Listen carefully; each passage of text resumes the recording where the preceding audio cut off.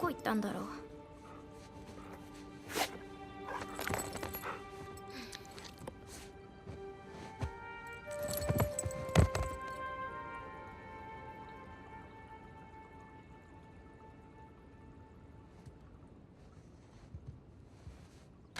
傑作。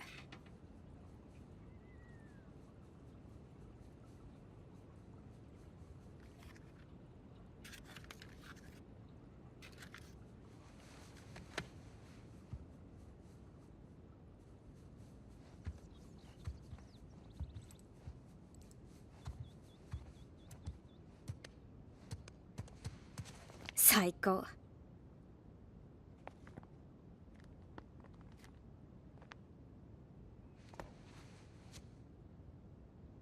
ほんと片付けないと。後で。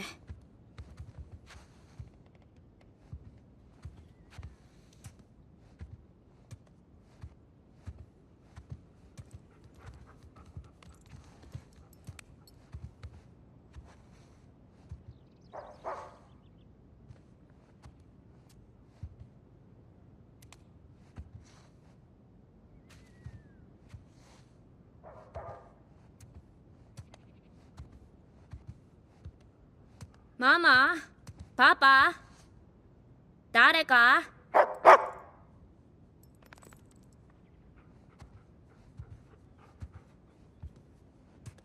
ねえってば。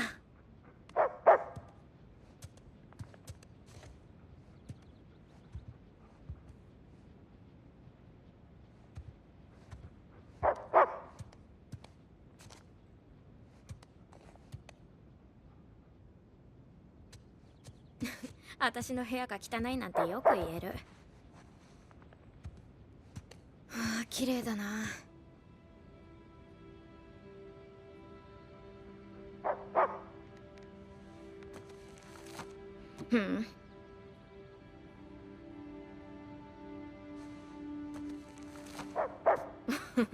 ごめんね、サリー。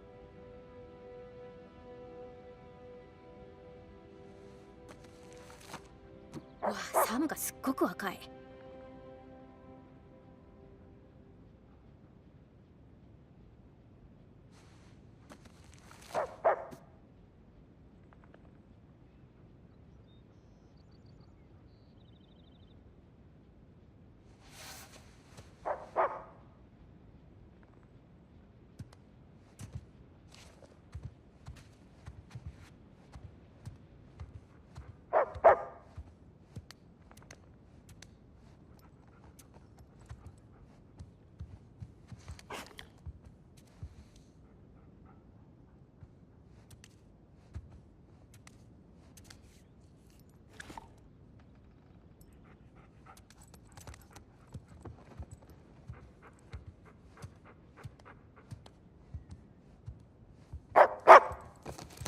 置いてかれちゃった。う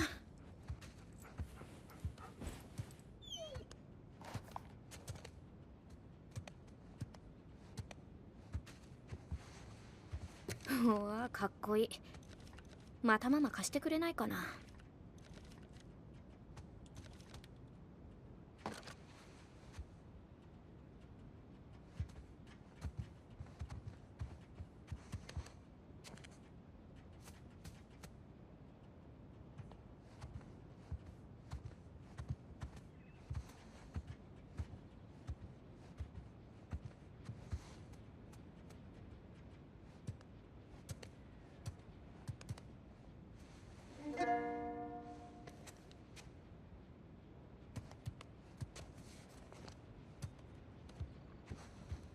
かけてみようかな。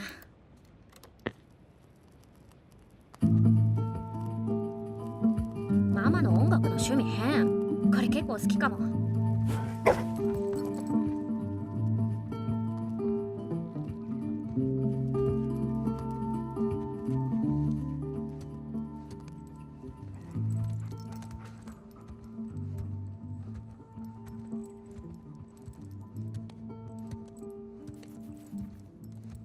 いないんだったらパーティー開いちゃおう。バレないよ。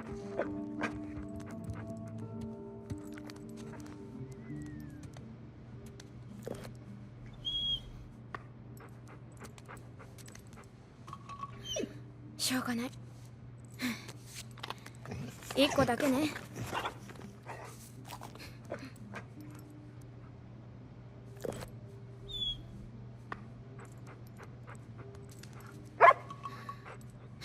しょうがない。今日はこれでおしまいだからね。いい？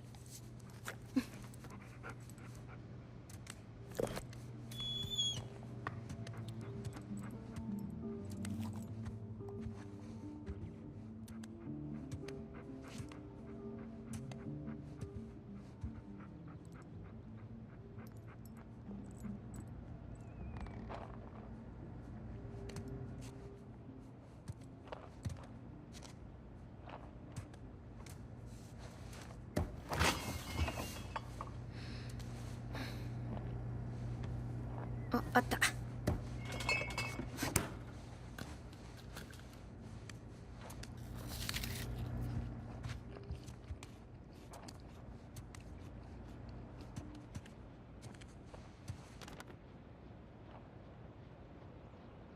はあ、やった。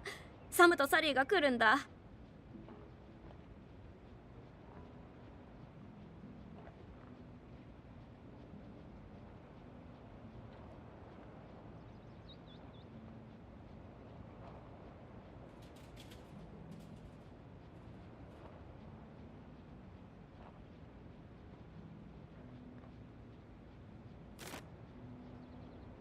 見てこの二人。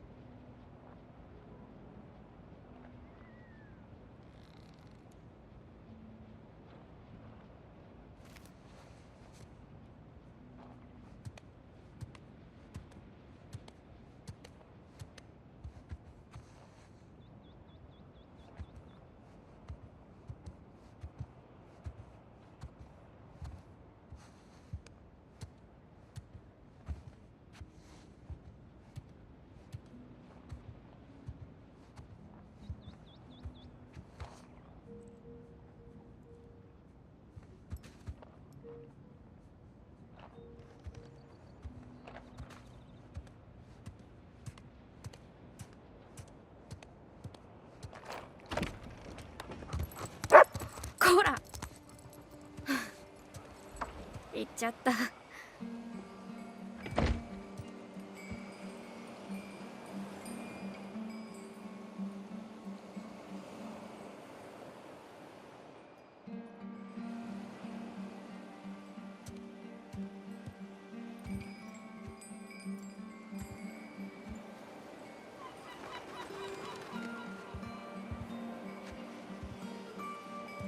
もうちょっとでタージマハル。あと何週間か待てば。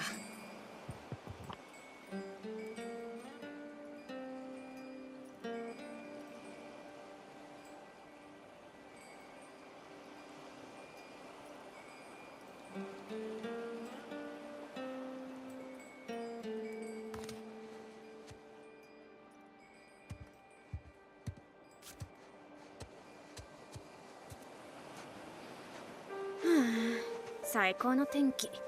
あとは船のクルーが全員来れば。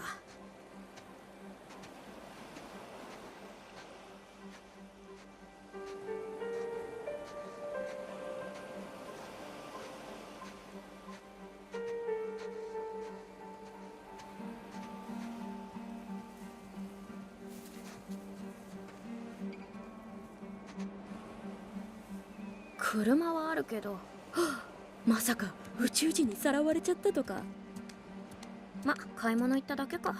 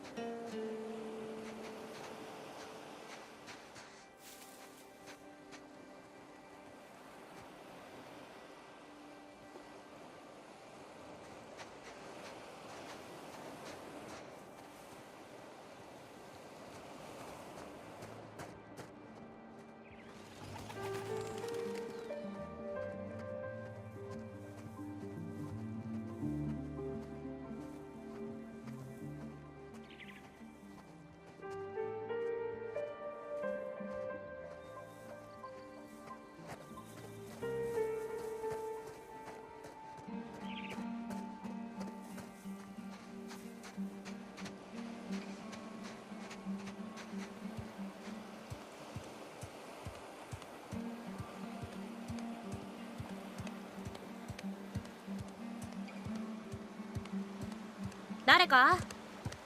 誰もいない？朝。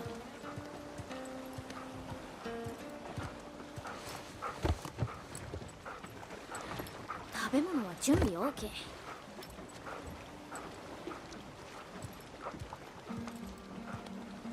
ああ、ビッキー。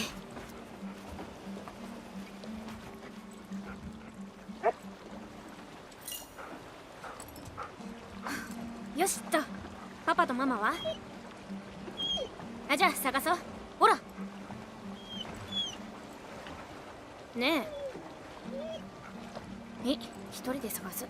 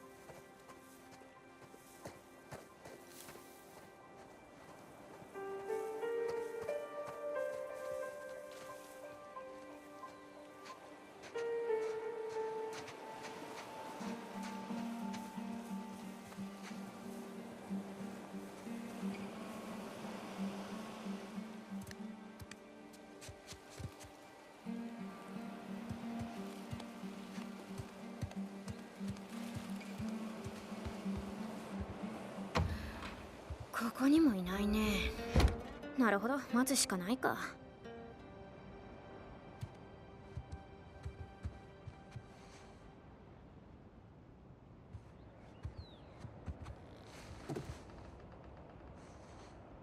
あ、よくこんなにピカピカにしたね。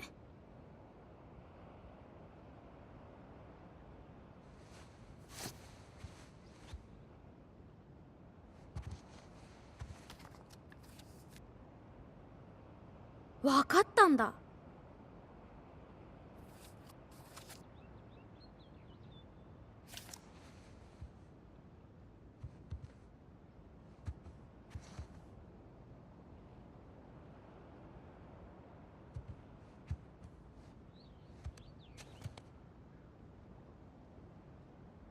そうだ、この時サリーと遊んでもらってた。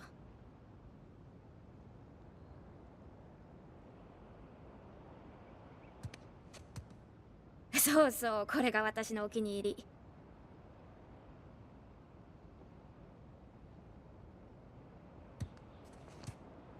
り。いいじゃん、かっこいい。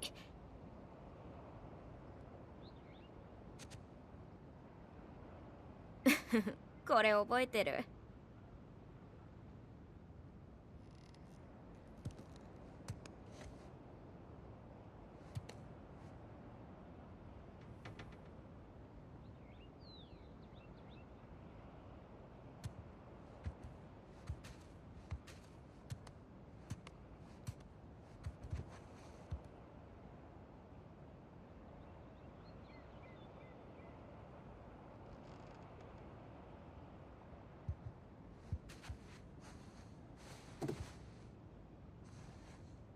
探す範囲を狭めたんだね。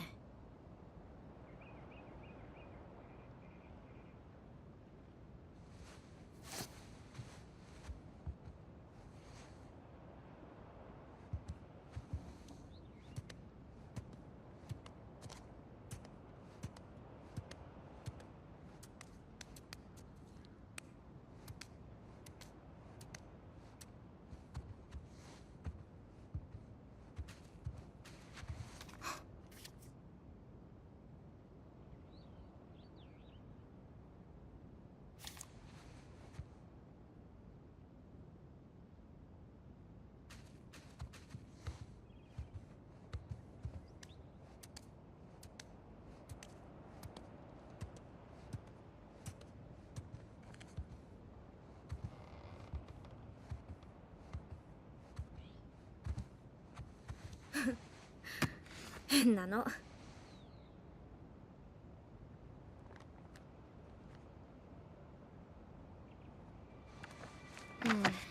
これってもしかして鍵忘れてったの？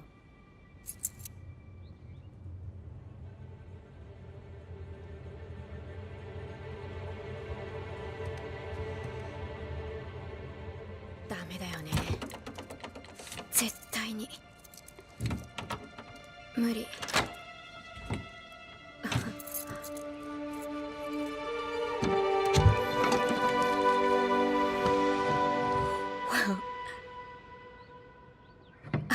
やっぱりね。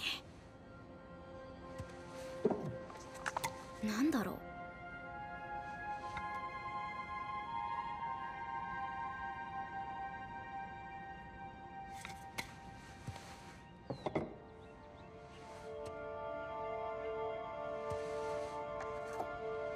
スペインのダブロン金貨、どこで見つけたの？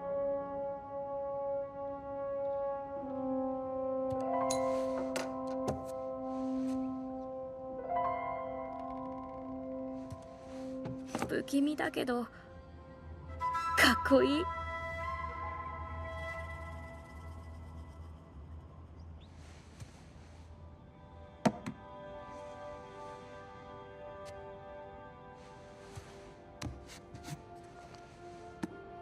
これ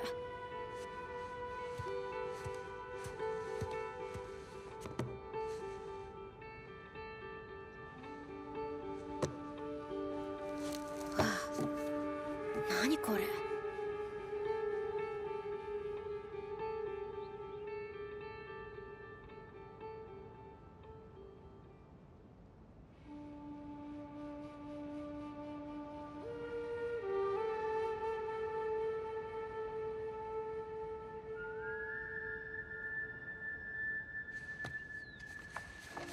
うわ、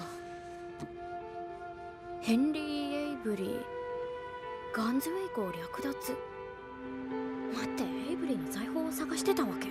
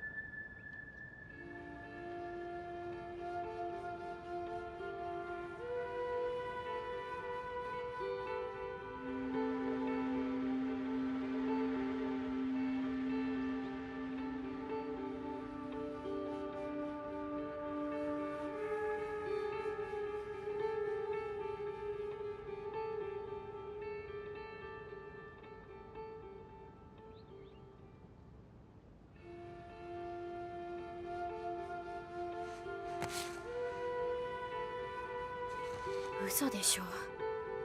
これパパ？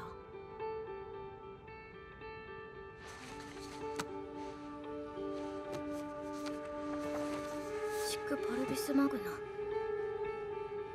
偉業をなすのも小さな一歩から。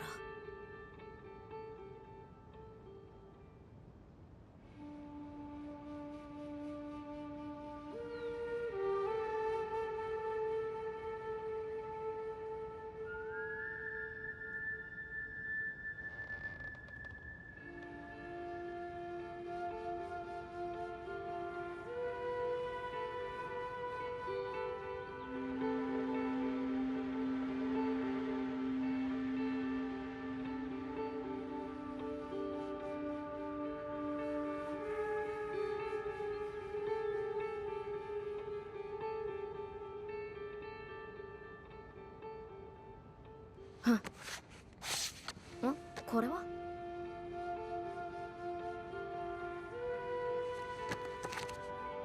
何なの？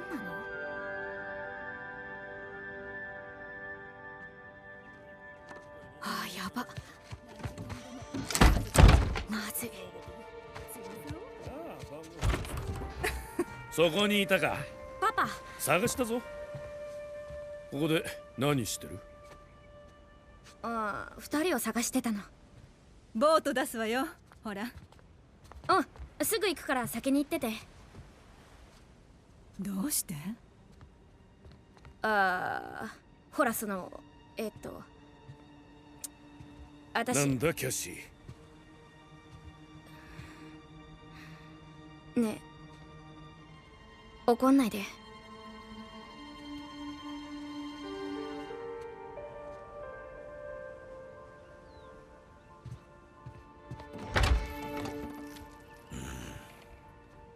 ねえ、怒んないでってば。鍵。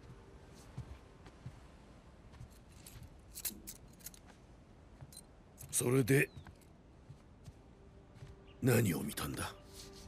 別に何も。2人とサリーの写真くらいだよ。スペインの財宝も写ってたけど、あとショットガンも。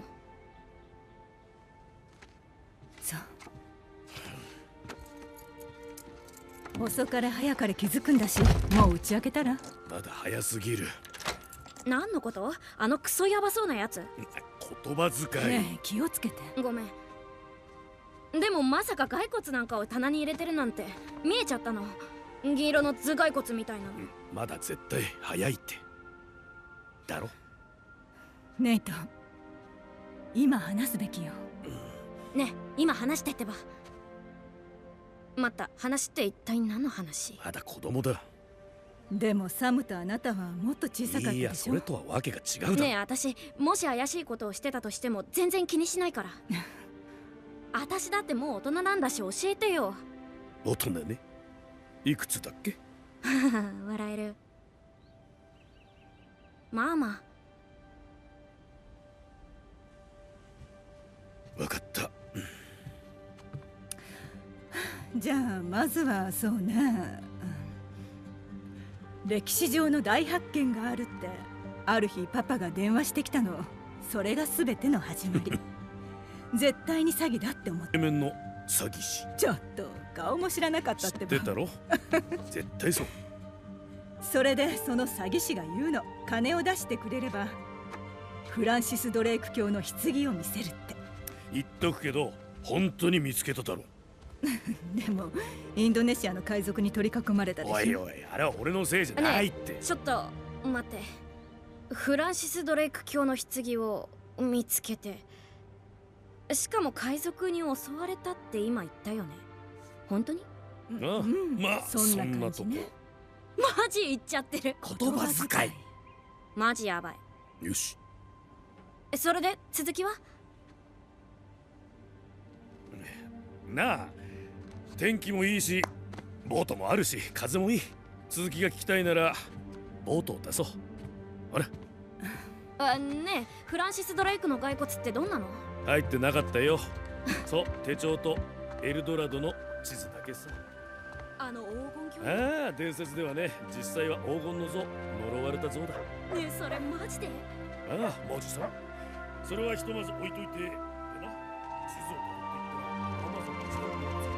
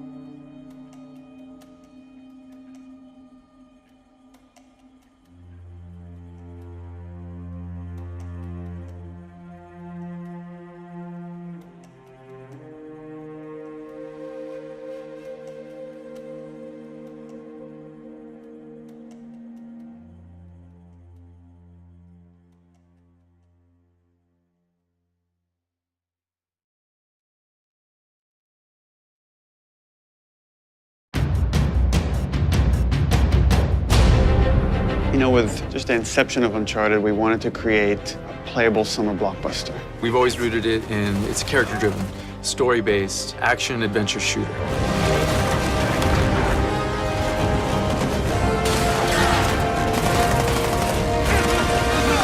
Underneath all of that, there's meaningful story moments, there's lovable characters.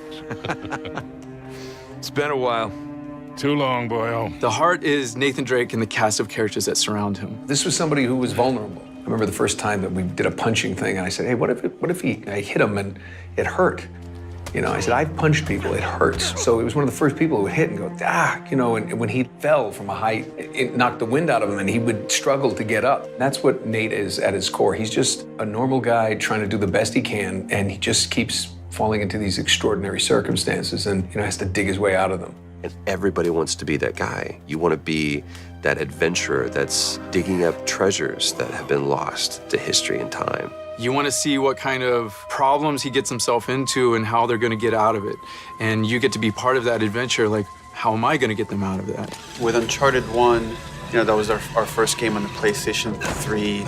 We moved away from Jack and Daxter. It was a brand new IP, and it felt like we really have something to prove here. It was like, create a character that moves believably, that has a realistic weight, but also is fluid and responsive. And that is just about the most difficult thing you can ask. Drake was kind of like, he was kind of a little newer to the game.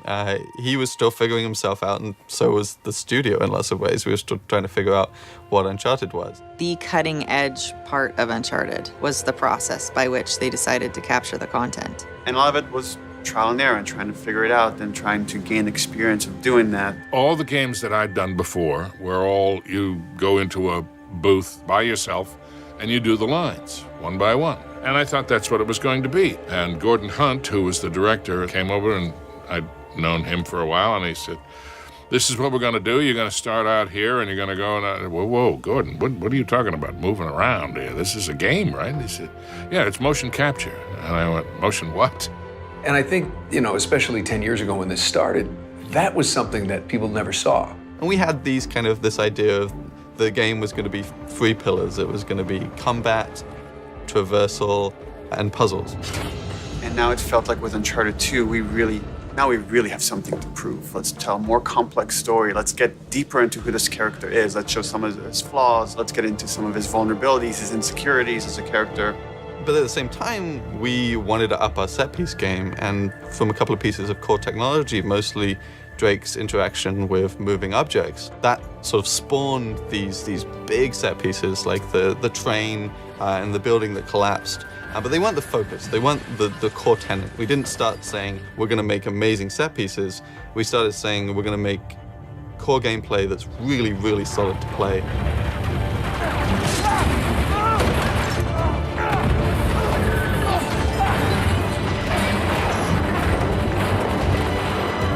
By the time we got to 3, it was like, okay, how do we take all of that and go bigger?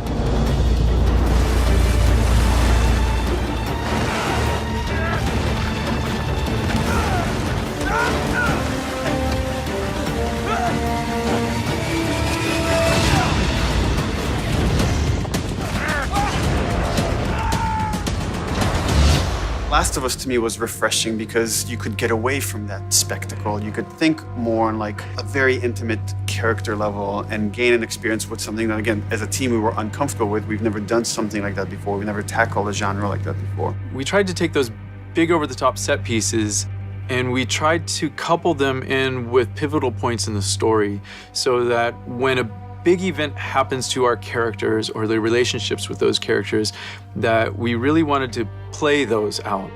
The ideal for us is that when you're playing the game and the character's going through an emotion on the screen, that we've made you feel that emotion. One thing that we really learned from The Last of Us and kind of experimented with and got really good results from is just allowing the player to just poke around in an intriguing environment.